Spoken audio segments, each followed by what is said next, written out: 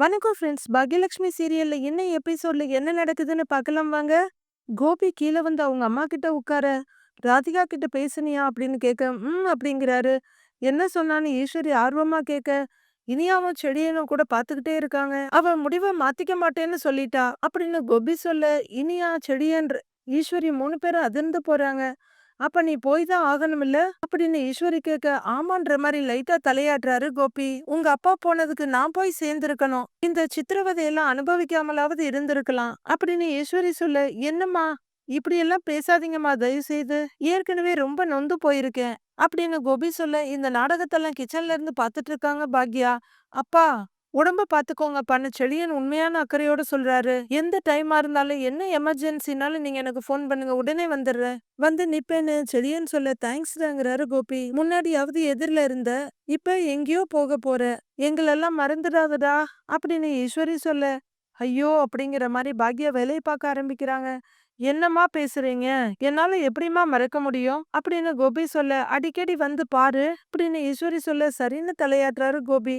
Phone பண்ணணும் அப்படின்னு ஈஸ்வரி சொல்ல, அதுக்கும் தலையாட்டுறாரு கோபி. உடம்ப நல்லா பாத்துக்கன்னு ஈஸ்வரி சொல்ல, சரிம்மா அப்படிங்கிற கோபி. இனியாம்மான்னு கூப்பிட, அப்படிங்கிறாங்க இனியா. கோபி அமைதியா இனியாவை பார்க்க, நீங்க கிளம்புங்க டாடி, நீங்க அவங்க கூடவே இருங்க, எனக்கு அத பத்தி எந்த வருத்தமும் இல்ல அப்படின்னு சொல்லிட்டு இனியா தலைய குனிஞ்சுக்கிறாங்க.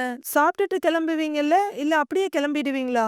என் கையால சமைச்சு வச்சிருக்கேன், உனக்கு பிடிச்ச வேர்க்கடலை சட்னி அரைச்சு வச்சிருக்கேன், இனிமே உனக்கு என்னால சமைச்சு போட முடியுமான்னு தெரியல, சாப்பிட்டுட்டு கிளம்புவில்லன்னு ஈஸ்வரி கேக்குறாங்க. சரிமான்ற மாதிரி கோபி தலையாட்ட, சரி வா அப்படின்னு பையனோட கைய புடிச்சு எழுந்திருக்கிறாங்க ஈஸ்வரி. கிச்சனுக்கு கூட்டிட்டு வந்து, கோபி வா உட்காருன்னு சொல்ல, பின்னாடி இனியாவும் செழியனும் வர்றாங்க. ஈஸ்வரி பிளேட் வச்சு இட்லியும் சட்னியும் வைக்க, கோபி அம்மாவையே பார்த்துட்டு இருக்காரு. சாப்பிடு கோபி அப்படின்னு ஈஸ்வரி சொல்ல, கோபி அம்மாவையே பார்த்துட்டு இருக்காரு. ஈஸ்வரி ஒரு துண்டு இட்லி எடுத்து சட்னியில தொட்டு, இந்தா சாப்பிடுறான்னு ஊட்டி விட, ஆன வாயை திறக்கிறாரு கோபி. இந்த பாச போராட்டத்தை கண்ணுல கண்ணீரோட இனியாவும் செழியனும் பார்த்துட்டு இருக்க, செல்வி பாக்யா ஜெனி 3 பேரும் என்னதான் நடக்குதுன்னு பார்க்கலான்னு பார்த்துட்டு இருக்காங்க. ஈஸ்வரி ஊட்டி விட்டுட்டு இருக்காங்க. அக்கா அப்படின்னு செல்வி கூப்பிட பாக்யா திரும்பி பாக்குறாங்க. அம்மா பாசத்தை காட்டி சார போக விடாம பண்ணிருவாங்களோ அப்படின்னு கேட்க, அப்படின்னு உச்சி கொட்டிட்டு வெளியே பாக்குறாங்க பாக்யா. ஈஸ்வரி 4 வாய் ஊட்டி விட மறுபடியும் கோபியும் சாப்பிட ஆரம்பிக்கிறாரு.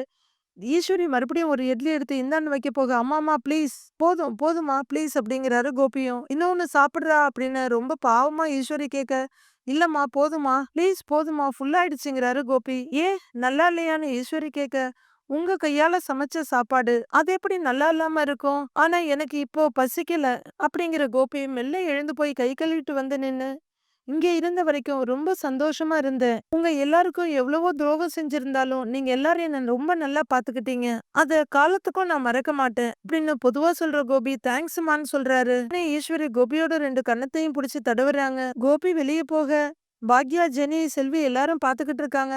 மீதி 3 பேரும் அவர் கூடவே வெளியே வர்றாங்க. சோஃபால உட்கார்றாரு கோபியும் அவங்க அம்மாவும் துவாரபாலகர்கள் மாதிரி. இனியா ஒரு பக்கமும் செடியன் ஒரு பக்கமா நிக்கிறாங்க. ராதிகா சூட்கேஸோட வர, பின்னாடி மையு பேக்கோட வர்றாங்க. கோபி தலையை குனிஞ்சிட்டு இருக்க, மீதி 3 பேரும் அப்படியே திக்குன்னு பாத்துட்டு இருக்காங்க. சூட்கேஸ் கீழே வைக்கிற ராதிகா கிச்சனுக்குள்ள போறாங்க. அங்க பாக்யா கிட்ட வந்து, உங்களுக்கு தொந்தரவா இந்த வீட்ல நாங்க இருக்க மாட்டோம், அங்க கிளம்புறோம்னு ராதிகா சொல்ல, அப்படின்னு தலையாட்டுறாங்க பாக்யா. நாங்க இங்க தங்க சம்மதிச்சதுக்கும் இங்க இருந்த வரைக்கும் மையுவை பாத்துக்கிட்டதுக்கும் ரொம்ப தேங்க்ஸ்னு ராதிகா சொல்றாங்க. நாங்க கிளம்புறோம் ஆண்டி அப்படின்னு மையு சொல்ல, மையு பக்கத்துல வர்ற பாக்யா அவங்க 2 கன்னத்துலயும் கைய வச்சு அப்படியே இழுத்து தோல்ல சாச்சிக்கிறாங்க. நெத்தில ஒரு முத்தம் கொடுத்து, உனக்கு சொல்றதுக்குன்னு எதுவுமே இல்ல மையு, நீ ரொம்ப ரொம்ப நல்ல பொண்ணு, அம்மாவுக்கு எந்த தொல்லையும் கொடுக்காம இருக்கிற பொண்ணு, எப்பவுமே நீ இப்படியே இருக்கணும், நல்லா படிக்கணும், பெரிய ஆளா வரணும், சரியா அப்படின்னு பாக்யா கேட்க, சரி ஆண்டி அப்படின்னு மையு தலையாட்டுறாங்க. வரேன் செல்வி அப்படின்னு ராதிகா சொல்ல, சரிங்க மேடம் அப்படின்னு செல்வி சொல்றாங்க. நானும் பாத்துக்கிட்டே தான் இருக்கேன், பாக்யா என்னதான் அக்கறையா கவனிச்சுக்கிட்டாலும் நீ சரியா சாப்பிடுறதே இல்ல, நல்லா சாப்பிடுன்னு ஜெனியை பார்த்து சொல்றாங்க ராதிகா. அப்படின்னு ஜெனி தலையாட்ட, யாழினிய பாத்துக்கோ, செக்கப்கெல்லாம் ரெகுலரா போங்கிறாங்க ராதிகா. சரின்னு ஜெனி சொல்ற. மறுபடியும் பாக்யாவை ஒரு தடவை பார்த்துட்டு வெளியே வர்றாங்க ராதிகா. வெளியே வந்த ராதிகா சூட்கேஸ் எடுத்துட்டு வர, மையோ பேக்கோட வர்றாங்க. 2 பேரும் வந்து சோஃபா முன்னாடி நிக்க, எல்லாரும் அவங்களையே பார்த்துட்டு இருக்காங்க. அப்புறம் வருண் செழியா அப்படின்னு ராதிகா சொல்ல, அம்மா நான் போய் என் திங்ஸ் எல்லாம் எடுத்துட்டு வரேன்னு கோபி எழுந்திருக்கிறாரு. கூடவே எழுந்திருக்கிற ஈஸ்வரி, கோபி நீ மாடிக்கு போகாத, செழியும் போகட்டும். செழியா நீ போய் அப்பாவோட திங்ஸ் எல்லாம் எடுத்துக்கிட்டு வா. ஒரு நாளைக்கு 50 தடவை மாடி ஏறி இறங்குறது கோபிக்கு நல்லது இல்ல. அத நீ ஞாபகத்துல வச்சுக்கோ. முன்ன மாதிரி அடிக்கடி சண்டை போடாத. அத தாங்கறதுக்கான உடல் நலமோ மனநலமோ என் பையனுக்கு இல்ல அப்படின்னு ஈஸ்வரி சொல்ல, நாங்க அப்படின்னு ராதிகா ஏதோ ஆரம்பிக்கிறாங்க. இரு, நீ எதுவும் சொல்ல வேண்டாம். செழியா நீ போ, போய் அப்பாவோட திங்ஸ் எல்லாம் எடுத்துட்டு வா அப்படின்னு ஈஸ்வரி சொல்ல, சரி பாட்டின்னு திரும்புறாரு செழியன். செழியா கொஞ்சம் நில்லு அப்படின்னு ராதிகா சொல்றாங்க. செழியன் நிக்க, கோபியோட திங்ஸ் எல்லாம் நீ எடுக்க வேண்டாம் அப்படின்னு ராதிகா சொல்ல, ஏன் அப்படின்னு ஈஸ்வரி கேக்குறாங்க. எல்லாரும் திகைச்சு போய் பாக்குறாங்க. அதையும் கோபி தான் வந்து எடுக்கணுமா அப்படின்னு ஈஸ்வரி கொஞ்சம் எரிச்சலா கேட்க, யாரும் கோபியோட திங்ஸ் எடுக்கலாம் வேண்டாம் அப்படின்னு ராதிகா சொல்ல, எதுக்குன்னு கேக்குறாரு கோபி. அதெல்லாம் இங்கேயே இருக்கட்டும் அப்படின்னு ராதிகா சொல்ல, எல்லாரும் புரியாம பாக்குறாங்க. ராதிகா ஏன் அப்படி சொல்ற, எனக்கு புரியலையே அப்படின்னு கோபி கேட்க, இந்த வீட்ல இருந்து யார் யார் போறாங்களோ அவங்க திங்ஸ மட்டும் எடுத்தா போதாதா அப்படின்னு ராதிகா கேட்க, எல்லாரும் சுத்தி முத்தி பாக்குறாங்க. நம்ம 3 பேரும் தானே போறோம், அதானே சொன்னேன் அப்படின்னு கோபி கேட்க, சொன்னேன். ஆனா இப்ப நம்ம 3 பேரும் போகல, நானும் மையுவும் மட்டும்தான் இந்த வீட்டை விட்டு போறோம் அப்படின்னு ராதிகா சொல்ல, கோபி, பாக்கியா, ஈஸ்வரி, ராதிகா அப்படின்னு எல்லார் முகமும் ஜூம்ல வந்து வந்து போகுது. எல்லாரும் அதிர்ச்சியோட பாத்துக்கிட்டு இருக்காங்க. என்ன ராதிகா நீ என்ன சொல்ற, எனக்கு ஒண்ணுமே புரியலையே அப்படின்னு கோபி கேக்க, நீங்க இங்கதான் இருக்க போறீங்க கோபி அப்படின்னு ராதிகா சொல்ல, கோபிக்கும் பாக்யாவுக்கும் பயங்கரமான அதிர்ச்சி. நானும் மையுவும் மட்டும்தான் இந்த வீட்டை விட்டு போறோம் அப்படின்னு ராதிகா சொல்ல, என்ன ராதிகா என்னென்னமோ பேசுற, ஆமா நைட்டு நீ நம்ம 3 பேரும் தான் கிளம்புறோம்னு சொன்ன, இப்ப என்னவோ என்னாச்சு திடீர்னு இப்படி ஒரு முடிவு. ஓ, எனக்கு நீயும் மையும் வேணும், இந்த குடும்பமும் வேணும்னு சொன்னதை கேட்டு கோவிச்சுக்கிட்டியா? கோவிச்சுக்காத, நம்ம 3 பேரும் இந்த வீட்டு விட்டு போறதுக்கு நான் என் மனசை தயார்படுத்தி வச்சுக்கிட்டேன் அப்படின்னு கோபி சொல்ல, நான் கோவப்பட்டெல்லாம் எந்த முடிவும் எடுக்கல, தெளிவா யோசிச்சு தான் முடிவு எடுத்திருக்கேன். எதிர் வீட்ல இருந்து நான் காலி போனது கூட உங்களை ரிவெஞ்ச் எடுக்கவோ இல்ல கஷ்டப்படுத்தவோ இல்ல. உங்க கண் எதிர்க்க இருந்தாலும் உங்க மனைவியா எதையுமே என்னால செய்ய முடியல. அதனாலதான் கண்காணாத இடத்துக்கு போயிடலான்னு நான் அந்த முடிவை எடுத்தேன். அங்க இருந்து கிளம்பி போனேன். திரும்ப நீங்க வந்து கூப்பிட்டதுக்கும் நான் திரும்பி வந்ததுக்கும் 2 காரணம் தான் இருந்துச்சு அப்படின்னு சொல்ல, ராதிகா அடுத்து என்ன சொல்ல போறாங்களோ அப்படின்னு பாக்யா ரொம்ப பதட்டமா பாத்துட்டு இருக்காங்க. உங்களுக்கு உடம்பு சரியில்லாத நேரத்துல உங்கள காயப்படுத்தக் கூடாதுன்னு தோணுச்சு. இன்னொன்னு, என்னதான் நடந்தாலும் உங்க பக்கத்துல இருக்கணும்னு என் அடிமனசுல ஒரு ஆசை இருந்துச்சு. அதனாலதான் நான் வந்தேன். இல்லனா என் வாழ்க்கையில நான் ரொம்ப ரொம்ப அவமானப்பட்ட இடத்துக்கு திரும்ப வந்திருக்கவே மாட்டேன் அப்படின்னு ராதிகா சொல்ல, ஈஸ்வரி லைட்டா தலைய குனியுறாங்க. ஆனா நான் இங்க வந்ததுக்கு அப்புறம் நான் வேற ஒரு விஷயத்தையே புரிஞ்சுக்கிட்டேன் கோபி. இத்தனை நாளா நான் பார்க்க தவறுன ஒரு விஷயத்தை இங்க வந்து பார்த்தேன். இந்த வீட்ல இருக்கும்போது நீங்க வேற ஒரு ஆளா இருக்கீங்க கோபி. ரொம்ப சந்தோஷமா ரொம்ப லைவ்லியான ஒரு ஆளா இருக்கீங்க அப்படின்னு ராதிகா சொல்லிட்டு இருக்கு. "ஏய் ராதிகா என்ன என்ன நீ?" அப்படின்னு கோபி கேக்குறாரு. "இருங்க நான் முடிச்சிடுறேன். இருங்க கோபி" அப்படிங்கிற ராதிகா. அந்த வீட்ல இருக்கும்போது நீங்க ஒரு நாளைக்கு ஒரு தடவை சிரிச்சாலே அது ரொம்ப பெரிய விஷயம். ஆனா இங்க நாள் முழுக்க சிரிச்சுக்கிட்டே இருக்கீங்க, சந்தோஷமா இருக்கீங்க. உங்க உடம்பும் மனசும் நீங்க இங்க இருக்கும்போது ரொம்ப நல்லா இருக்கு. இங்கதான் நீங்க சந்தோஷமா இருக்கீங்க கோபி. நீங்க இங்கதான் இருக்கணும். நீங்க இங்கேயே இருங்கன்னு ராதிகா சொல்லிட, ஈஸ்வரிய விட அதிகமா அதிர்ந்துடுறது பாக்யா தான். நான் இங்க இருக்கேன்னா அப்ப நீயும் மையோன்னு கோபி கேக்குறாரு. என்னால இங்க இருக்க முடியாது. அதே நேரம் உங்க சந்தோஷத்தை பறிக்கவும் எனக்கு விருப்பம் இல்ல. என் பொண்ணை கூட்டிட்டு நான் போயிடுறேங்கிறாங்க ராதிகா. இங்க இருந்து நீ அங்க இருந்து நாம எப்படி வேற வேற இடத்துல இருந்து வாழ முடியும்னு கோபி கேக்குறாரு. நாம அப்படித்தானே இருந்தோம் அப்படின்னு ராதிகா கேக்க, அது எனக்கு உடம்பு சரியில்லாம இருந்துச்சு. அம்மா என்னை பாத்துக்கிறேன்னு சொன்னாங்க. அதனாலதான் நான் இங்க இருந்தேன், நீ அங்க இருந்த அப்படின்னு கோபி சொல்ல, அதே மாதிரி இப்பவும் இருக்க முடியாதா என்ன அப்படின்னு ராதிகா கேட்க, எல்லாருமே இன்னும் அதிர்ச்சியாவே பாத்துக்கிட்டு இருக்காங்க. ராதிகா என்ன நீ ஏன் கன்ஃபியூஸ் பண்ற, நம்ம 3 பேரும் ஒன்னா கிளம்புற மாதிரி தானே முடிவெடுத்திருக்கோம் அப்படின்னு கோபி கேட்க, இல்ல கோபி நான் கன்ஃபியூஸ் பண்ணல. நீங்க இந்த வீட்டை விட்டு வர்றது உங்களுக்கு எவ்வளவு கஷ்டமான விஷயம்னு எனக்கு நல்லா தெரியும். நேத்து ராத்திரி நீங்க ஒரு நிமிஷம் கூட தூங்கலன்னு எனக்கு தெரியும்.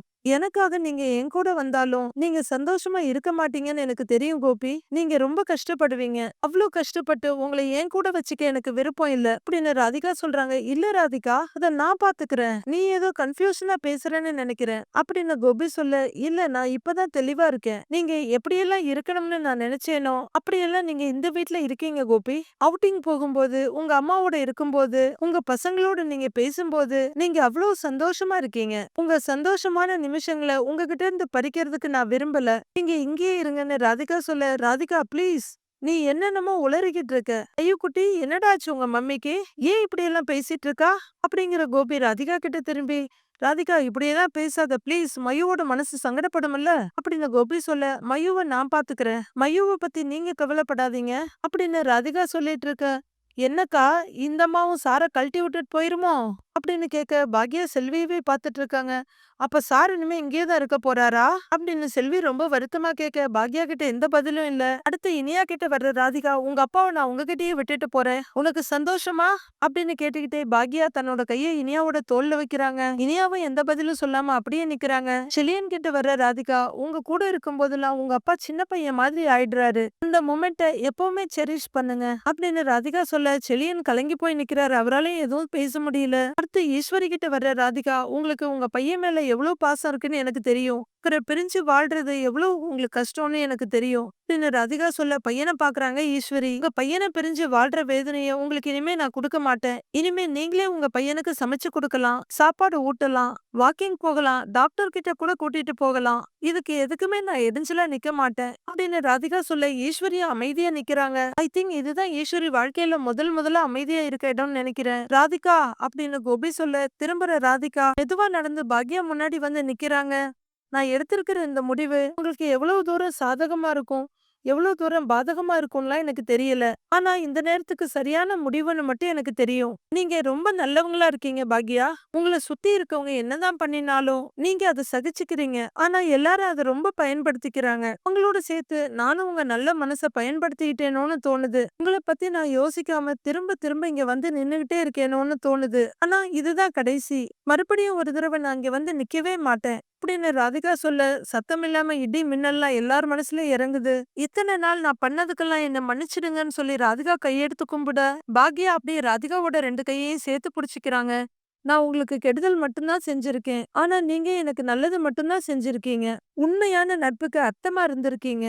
எப்பவுமே நான் அதை நினைச்சுப்பேன். நாங்க புறப்படுறோம் பாக்யா அப்படின்னு ராதிகா சொல்லிட்டு இருக்க மொபைல் ரிங் ஆகுது. மையோ அம்மா கிட்ட எடுத்துட்டு வர்றாங்க. அம்மி போன் அப்படின்னு போனை நீட்ட, ஹலோ வந்துட்டீங்களா, ஒரு 2 மினிட்ஸ்ல வந்துடுறேன் அப்படின்னு போனை வைக்கிறாங்க ராதிகா. நான் கிளம்புறேன்னு ராதிகா மறுபடியும் பாக்யா கிட்ட சொல்ல பக்கத்துல நிக்கிற மயுவை அப்படியே ஹக் பண்ணிக்கிறாங்க பாக்யா. மறுபடியும் மயுவோட நெத்தில முத்தம் கொடுத்து அவங்க கன்னத்தை தடவி ஒரு செகண்ட் அவங்களையே பாக்குறாங்க பாக்யா. கோபி அப்படியே பிரம்ம பிடிச்ச மாதிரி பாத்துக்கிட்டே நிக்கிறாரு. மறுபடியும் இனியா கிட்ட வர ராதிகா, தெரிஞ்சோ தெரியாமலோ நான் உன்னை ரொம்ப ஹர்ட் பண்ணிட்டேன், சாரி இனியா அப்படின்னு ராதிகா சொல்ல இனியாவோட கண்களையும் கண்ணீர் நிக்குது. கோபி மெதுவா பக்கத்துல வந்து ராதிகாவோட கைய பிடிச்சு, ராதிகா என்ன பண்ற அப்படின்னு மெதுவா கேக்குறாரு.